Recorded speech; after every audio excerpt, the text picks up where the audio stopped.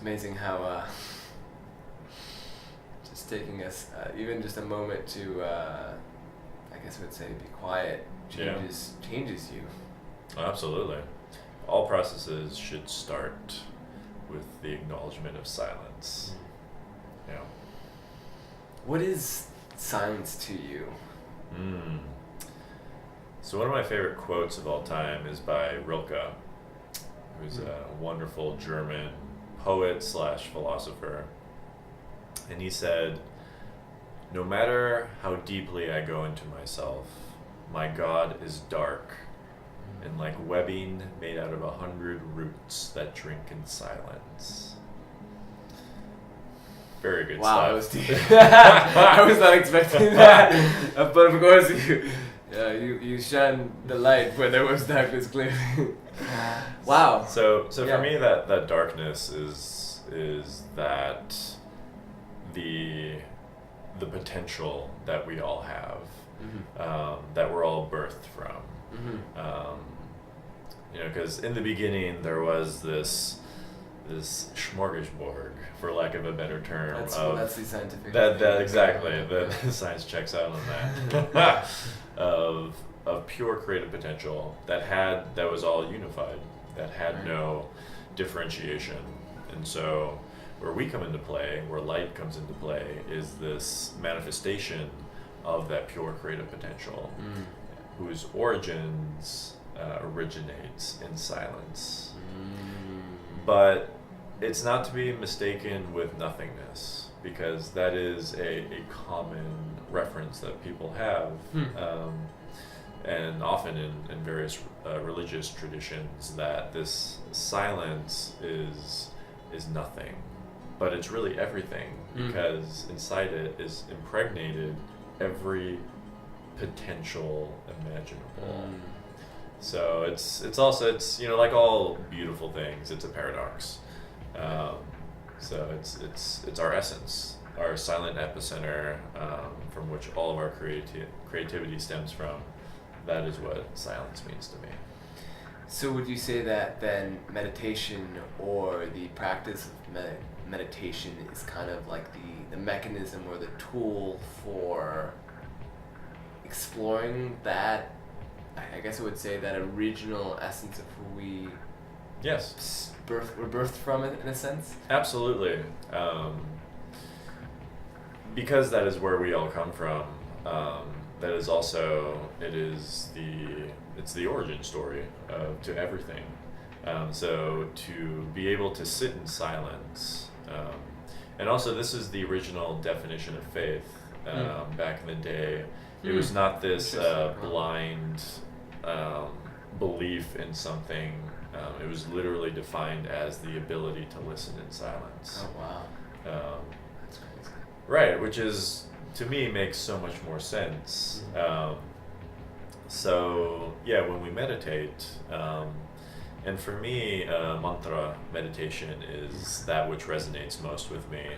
I studied the philosophy and science of sound for my BA and my master's, and the world of sound is just very poignant to me. Cultures throughout the ages have utilized sonic metaphors as a means to create meaning within their lives, because it transcends, or actually a better way to put it is that it's the bridge between our tangible selves and our ineffable selves. Ooh. So that's sexy. It's that beautiful metaphor that allows us to cross that bridge, because our senses are limited to various frequency bandwidths. Right. And so we need other tools to be able to cross that bridge, and the musical sound metaphor is just a wonderful way to do that. So what is your role? And as you were saying that, I almost saw you as this shaman. It's kind of like helping you cross the bridge between the tangible and the ineffable. What is your role in that, or how do you do that? Totally. Well, I mean, I mean, the one thing that I like to, yes. Yes. The answer, we're good. The answer is yes. Set. So this actually goes into the arena of improv, in connection with meditation. So what I like to do is I like to help people connect with themselves as well as connect with the outside world. Because if you have one or the other, it's this incomplete system. So how I like to articulate it is to be able to balance internal and external skill sets. Okay. And usually when we come into this world, we lean towards one or the other. And we label ourselves in so many ways. I'm an introvert, I'm an extrovert. But really, all those labels can be very limiting. Particularly when we convince ourselves that we are that particular type. Because really we need both. Right. Like we need to be able to tap into ourselves. We need to be able to tap into that silence, which meditation is a perfect method for doing so. And then you also need to use that connection with yourself to be able to connect with the outside world. Right. As well. Right. Like we can't just, go to the mountaintop and meditate all by ourselves like a hermit.